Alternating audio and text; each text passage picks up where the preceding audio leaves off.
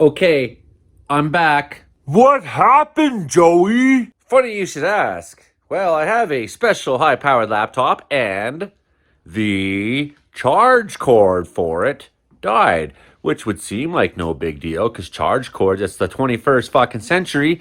But no, I had to buy the one special laptop that is not compatible with anything else Asus makes. So then I bought a second cable on eBay. It worked for 3 minutes and died because of defaulty parts. So then I was another week without any way to make videos for you people. Then Josh Trotter helped me set up this thing, which is keeping me going right now. And the thing about this thing is it works, but it's not good enough. And it's always been my plan to make the studio bigger and professional. So I'm trying to buy a new computer for $1,100 off my friend. It's probably a computer that's worth twice that much because of what he's put into it. So if you want to support the channel, I could really use the help right now. A lot of you have supported me many times. So if you have already, then, buy something for Valentine's Day for someone you love. If you love me, help me instead. All right, what fucking hat am I going to wear today? It looks like it's going to be Avalanche fucking Canada again. In today's episode, Joey only returns and Avalanche incidents. One guy is dead for 10 minutes and his friends do CPR and bring him back to life out on the mountain. Another guy gets trapped overnight, fucked up from avalanche, and he's got to stay with rescuers overnight on the mountain. Okay, I got so many hats and I got to keep wearing that same one again. What's up, folks? In the 2 weeks I've been gone, lots. All right, now I'm at my workstation. It's been snowing in Wells. Joe's out there with the grader cleaning the roads right now. And today is 31 months of sobriety for me. You see, I tried to kill myself this one time, and I ended up in the hospital, and then I got sober and changed my life and got cognitive behavioral therapy that I needed. The thing is, I guess I was never going to drink again, no matter what the outcome was. Thankfully, I lived. Okay. I want you to live too, so let's talk about avalanches. So at 5:04 this morning, they reissued the snowfall warning. Coquihalla Highway area, Hope to Merritt mostly. And anyone kind of near there. Periods of snow continuing 10 centimeters through tonight. Series of disturbances will continue to bring snow to Coquihalla Highway, Hope to Merritt overnight. Snow will taper off early Tuesday morning when a ridge of high pressure moves in. There will be lots of snow coming this weekend especially. We'll talk more about that in the coming days because today is just about avalanches only. So I'm looking at the Avalanche Canada map right now. You can see all the worst reporting areas right now. Look at the North Coast and down here in the Nicola, down by Hope there. And then over in Alberta we got some. But we have lots of these little red dots here. And those all indicate incidences that we are going to talk about. So with some luck, we will see a little bit of tapering off here in this North Coast area. So take a day off if you're planning to go out and consider going in a couple days. However, when the big snow comes again this weekend, this may flip itself back around. The thing about avalanche conditions is they change all the time. Steady snowfall through Monday will continue to form fresh and reactive slabs for human triggering up in the Mackenzie area and that sort of section of the North Rockies. Triggering a storm slab or a wind slab on the surface is probably the most effective way to cause a large and destructive step-down avalanche. And looks like maybe it cools off a little by Wednesday, but still pretty considerable, pretty dangerous up in the Alpine. Monday, though, is the worst day of all, so today's the day. Bear with another day of bad avalanche conditions. Down in the Hope Merritt area, where it is currently snowing like hell, investigate conditions as you move through terrain and dial back your terrain choices if you're seeing more than 30 centimeters of new snow. Wind shelter terrain will offer the best and safest riding. Very high up in the Alpine today. Maybe it cools down a little bit below the tree line and tree line areas as we get into the week. But like I say, Friday, Saturday, Sunday, more snow coming, and the details are becoming clearer on that. So maybe by tomorrow, I'll make a full video on the situation. Down by Kimberley, Wednesday, February 8th, 3 people in a group. One person was not injured, but they were caught, not buried. So close call there while they were skiing. Triggered a size 1 after riding through small chute and having Slough picked up some of the wind slab in the chute run out. Rider got knocked over but stayed in the start zone. Photos show start zone and run out from the midpoint of the track. Liverwurst drainage. This is by Fernie. and we don't have a lot of information. You can see that's basically where the ski hill is there. So somewhere, look at it, it just says trigger point entrance. We don't have any details as to what happened here. So I'm trying to find out. As you can see, there's a big slab there that broke off. That's not exceptionally steep terrain, folks. I mean, come on, look at that. Would you expect that to be an avalanche zone? That's what we're talking about this year. Things are different. The behavior of avalanches is a little different than what you've been seeing a lot of the last 10 years. And you got to have extreme caution right now. Another incident happened Monday, February 6th, Syncline Valley. If you know where that is, that's, well, you can see right here. It's on the Alberta side of the border in the South Rockies there. One person was in the group, caught but not buried. On Friday, a solo skier crossed out of the ski area boundary to make a few backcountry turns with their intention to return to the ski area. He was unfamiliar with the terrain and got too low to return to the ski area. While continuing downhill, he triggered a size 2 wind slab in steep, rocky backcountry terrain.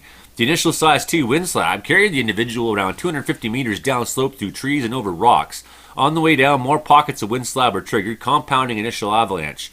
The skier came to a stop on top of the debris, caught in small trees. Some debris continued downslope further. Exact distance was not observed. From this location, he was able to call emergency services for help. CMR Patrol and Southwest Alberta Regional Search and Rescue were notified around 4 p.m.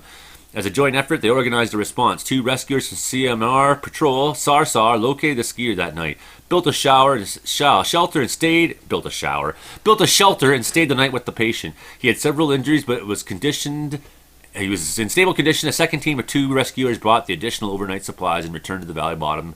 In the morning, the patient and the initial rescuers were flown out by the Kananaskis Country Public Safety. So there you go. Guy gets caught in an avalanche, spends all night injured out in what starts as a nice little afternoon. Just going to go off the beaten path for a little bit. Oh, I can't get back. Oh, now I'm going way. Now I've triggered a huge avalanche. Now I'm lucky I'm not fucking dead. There was this avalanche just north of Sparwood. Very little detail on it. We don't know who was in the group, why they were in the group, what was going on. All we know is that there was an avalanche there. So stay tuned. We'll probably get more details. And I'm sure if I spent time searching around everywhere, we get those details. But I'm not trying to be morbid here and find out, like, keep the death score necessarily. I'm just trying to report that incidents are happening and that you need to be cautious. So I just realized the last one was 3 people snowshoeing. This one, Helen Shoulder, that's off of Highway 93. You can see Bow Peak, Crowfoot Mountain. That's kind of the high point as you're starting to go up towards the Icefields Parkway. You're on the Icefields Parkway, but you're going to the Icefields themselves. 7 people were in this group. The activity was skiing. Terrain shape at trigger point was concave. The skier that triggered it skied out of the flank into wind-blown rocks into a safe spot. We got this incident there just by Duffy Lake. I know this area really well. My friend Hubie lives just up the road here. Also, there's a snow shed here, like a gravel sort of pit. And these 2 trails, they can take you right up. So I've been up into here. I've climbed this mountain. This is there's Mount Roar up there. Here, I've walked this whole ridge line, and not just once, several times actually. Along that ridge line, up and top, I've been down. I've camped at this little lake right here. And then I came down this steep shit to where Hubie lives. It was great. One of my many awesome adventures there.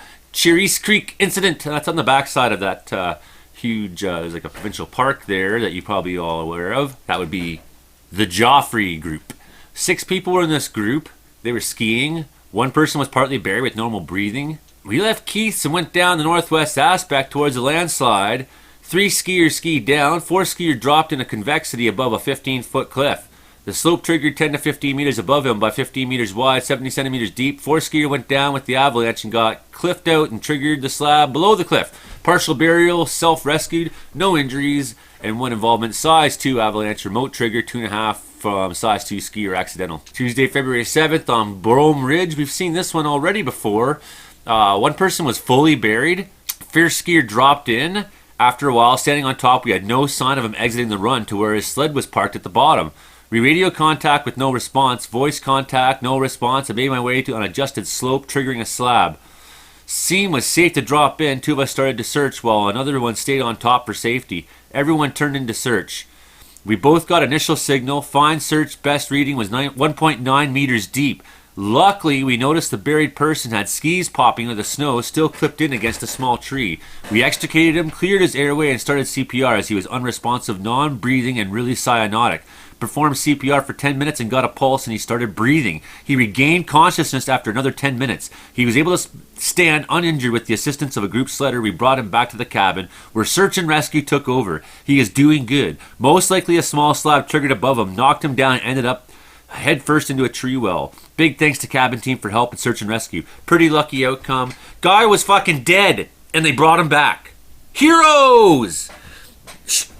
God, people, stop putting your life on the line.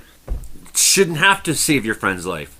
Fucking, that's an awful story. Series of funnel systems approaches the province today. Affects the province. The precipitation and winds will be enhanced with their approach. The last funnel system will favor the development of convective, potentially heavy flurries, as well as snow pellets and maybe a risk of thunderstorms. Cooler temperatures and lower freezing levels will follow in its wake. On Tuesday, dry and cold conditions will prevail due to a building ridge, except for a few flurries lingering locally in the interior.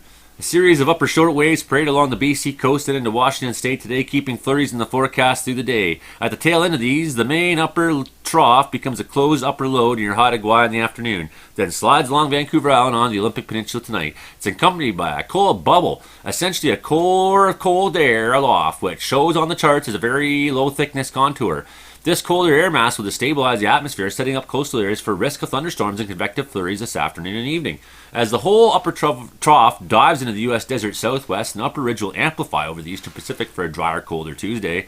The ridge will slide over BC on Wednesday, bringing milder air aloft and continued dry conditions across the interior, where increasing cloud and moisture will prevail west of the ridge axis, initially impacting northwest ranges.